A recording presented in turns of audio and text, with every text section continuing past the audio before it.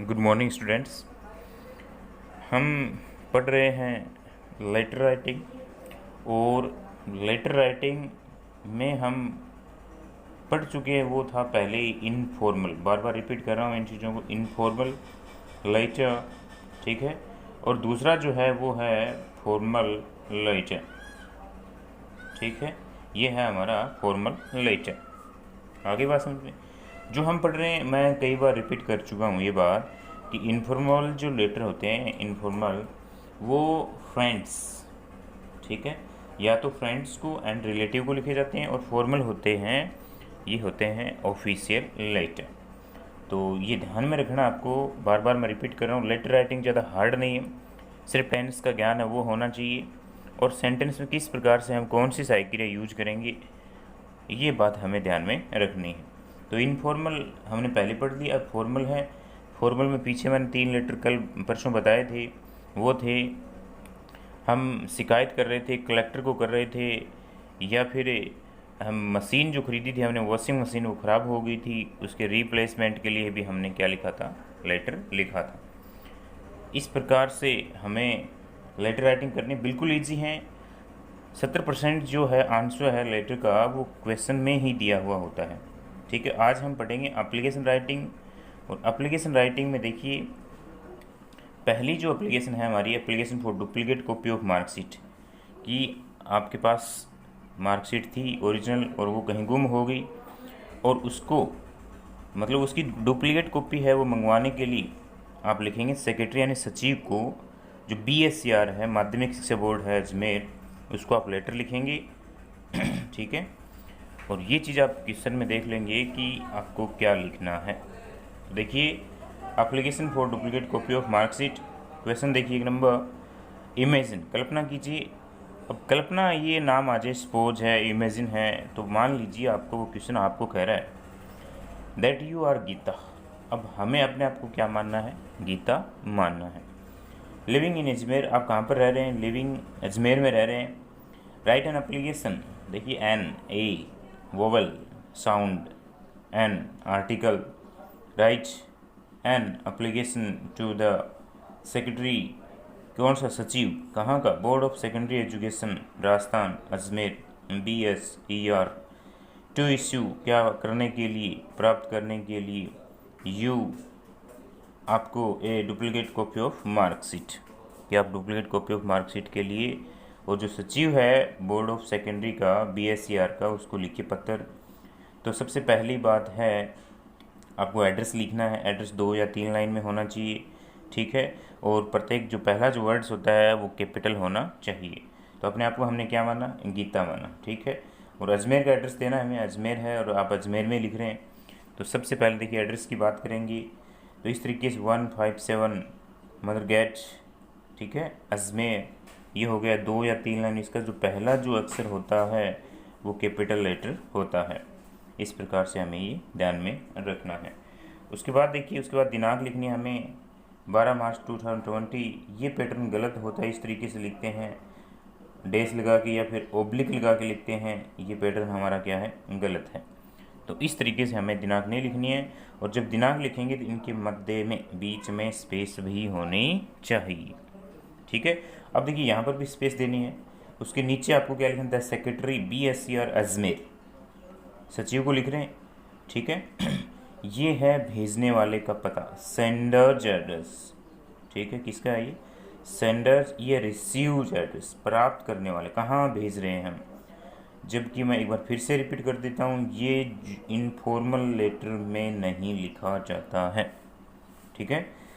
Secretary BSCR Ajmer, ये 2 या 3 line में होना चाहिए।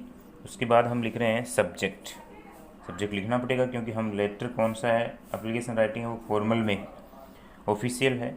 क्या करने के लिए, issue duplicate copy of marksheet, duplicate copy प्राप्त करने के लिए अपनी मार्कशीट की।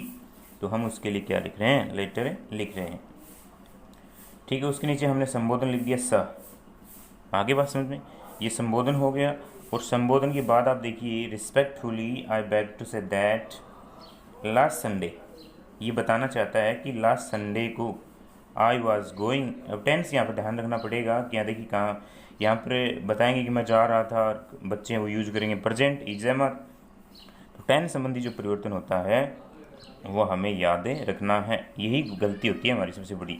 सेंटेंस को हम समझ नहीं पाते हैं, रटने की कोशिश करते हैं तो गलतियाँ ज़्यादा होगी। I was going to my village, मैं मेरे गांव जा रहा था। यहाँ पर आई के साथ वॉज लगाया। बच्चे कई देखते हैं आई के साथ तो वर्ब भी आता है, वो होते हैं सिर्फ इफ़ वाली जो क्लोज होती है, कंडीशन होती है, उसमें आई के साथ क्या आता है, वर। ये कन्फ्यूज रहती है बच्चों में, तो ये भी आप दूर कर लेना। इफ़ जो क्लोज होती है उसमें क्या आएगा, वर आएगा, और इसमें क्या आएगा, was. I was going to my village, ठीक है, बाई नाइट बस, नाइट बस से मैं जा रहा था। माई बॉक्स वाज स्टोलन, मेरा जो सूटकेस था, बॉक्स था, देखिए यहाँ पर ये पैसिव है, चोरी हो गया। हम अब सोचेंगे कि इसमें लिखें क्या हम लोग। माई बॉक्स वाज स्टोलन, मेरा बॉक्स था वो चोरी हो गया। इसका मतलब ये हो गया कि ये वाक्य एक्टिव का नहीं, बॉक्स ने कुछ किया या बॉक्स को कुछ हुआ। देखिए बॉक्स को कुछ हुआ, इसका मतलब वाज स्टोलन, चोरी हो गया, still stolen. There were many clothes and marksheet in it, उसके अंदर बहुत सारे कागजात डॉक्यूमेंट्स भी थे। इन इट, यहाँ पर इट है वो किसके लिए यूज हुआ है, बॉक्स के लिए यूज हुआ है। आई वॉन्ट टू, देखिए टू के बाद हमेशा ही जो वर्ब आएगी वो वर्ब की कौन सी फॉर्म आएगी, first form. I want to take admission in some other school, ठीक है, I want to take admission in some other school, कि मैं अन्य जगह पर एडमिशन लेना चाहता हूँ।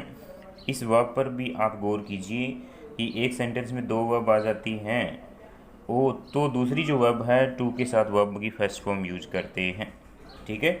अब देखिए I want to admission in for, आप फोर यूज करोगे इसके लिए के अर्थ में, तो यहाँ पर ये हो गया टू टेक, और टू के बाद जो वर्ब आएगी वो फर्स्ट फॉर्म आएगी। आई वांट टू टेक, मैं लेना चाहता हूँ, दो वर्ब हैं, वांट भी आ गई और टेक भी आ गई। एडमिशन हो गया in some other school. Kindly, कृपया, इश्यू मी, उपलब्ध कराएं a duplicate copy of marksheet, duplicate copy of marksheet है वो मुझे उपलब्ध कराएं।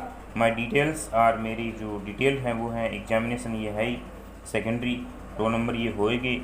इस प्रकार से आपको क्या बतानी है, डिटेलें बतानी है। उसके बाद देखिए ये डिटेल होगी इसकी कि नेम ये हो गया, गीता, फादर्स नेम ये लिखना है, श्री बहुमारा में हो गया, सेंटर हो गया, तो ये डिटेल देनी है। इस डिटेल के आधार पर भी आपकी डुप्लीकेट कॉपी मार्कशीट है वो आएगी। अब ये please issue me the duplicate copy of marksheet at the earliest, कि जल्दी से जल्दी आप मेरी जो डुप्लीकेट कॉपी ऑफ मार्कशीट है वो उपलब्ध कराएं। थैंकिंग यू योर्स फेथफुली, यहाँ पर वो चीज़ नहीं लिखनी है जो हमें इनफॉर्मल में लिखते हैं, गीता। भेजने वाली कौन है, Gita.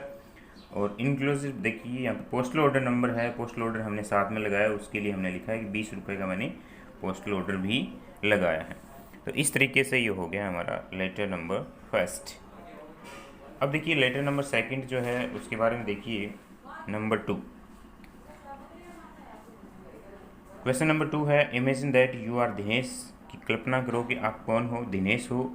You have passed your secondary school examination, कि आपने सेकेंडरी स्कूल एग्जामिनेशन है, सीनियर सेकेंडरी नहीं सेकेंडरी, वो आप पास कर चुके हैं। देखिए यहाँ पर टेंस ध्यान में दीजिए, हैव पास्ड, पास कर चुके हैं। You like games and sports very much, आप, ये क्वेश्चन कह रहा है आपको कि आप पसंद करते हैं गेम एंड स्पोर्ट्स को। Write an application to the principal sports school Ganeshpur for admission, कि स्पोर्ट्स स्कूल में आप एडमिशन लेना चाहते हैं और आपकी रुचि है स्पोर्ट्स में, इसके लिए आपको एप्लीकेशन लिखनी है। तो देखिए ये एड्रेस हो गया, ये तो हो गया गणेशपुर का 112 बापू नगर हो गया, ये इस तरीके से लिखना है। और इसमें ध्यान ये रखना, बोर्ड क्लास के लिए बहुत इंपॉर्टेंट बात है ये, जैसे आपको ऐसे नहीं लिखना बापू, ये नगर हो गया, स्मॉल लेटर नहीं लिखने, आपको क्या लिखने हैं, कैपिटल लेटर लिखने हैं।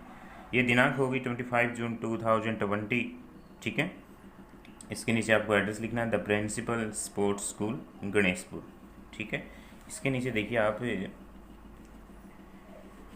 जो संबोधन है वो, इसमें हमने सब्जेक्ट नहीं लिखा, ठीक है। ये एप्लीकेशन राइटिंग होगी इस तरीके से, यहाँ पर सर हो गया है, उसके बाद देखिए ठीक है नीचे हम लिख देंगे, इसमें सब्जेक्ट लिखो तो ठीक है, नहीं लिखो तो ठीक है।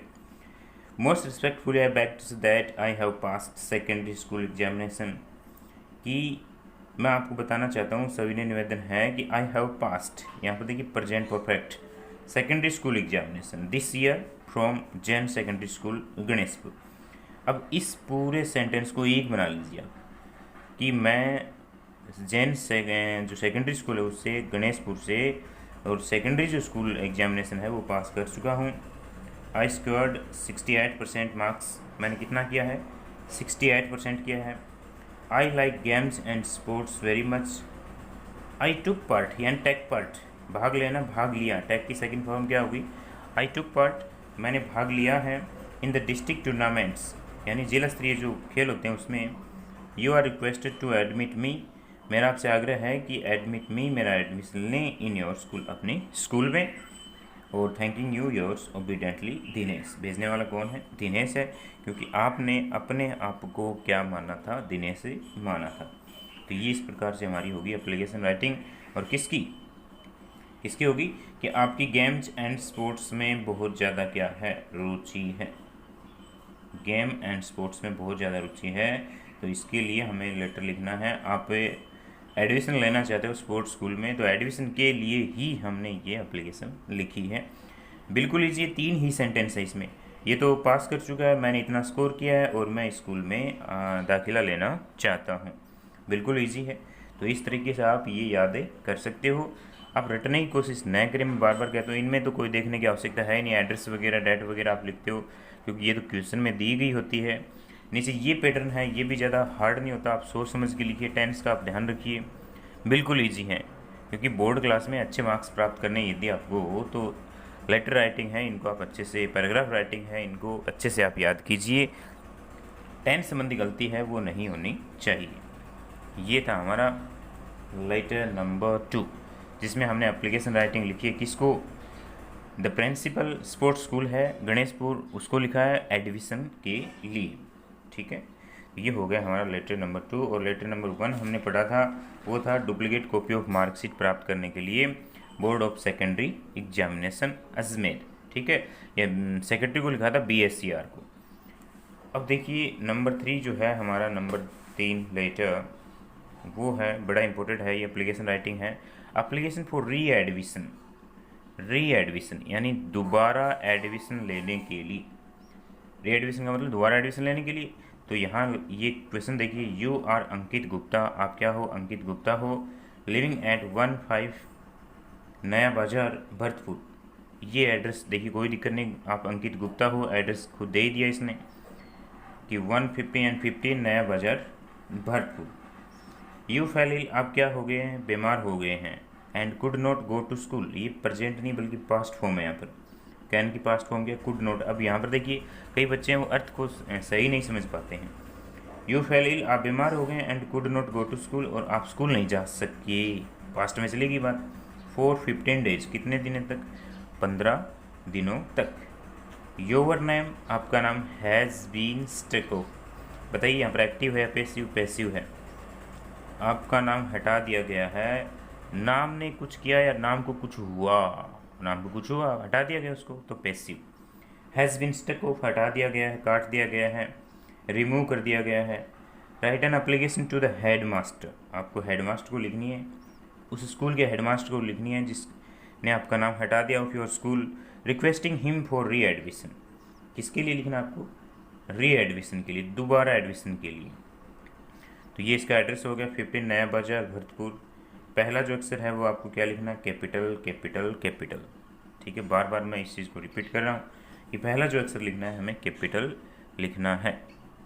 आगे बात समझ में। तो इस तरीके से हमें यादें रखना है।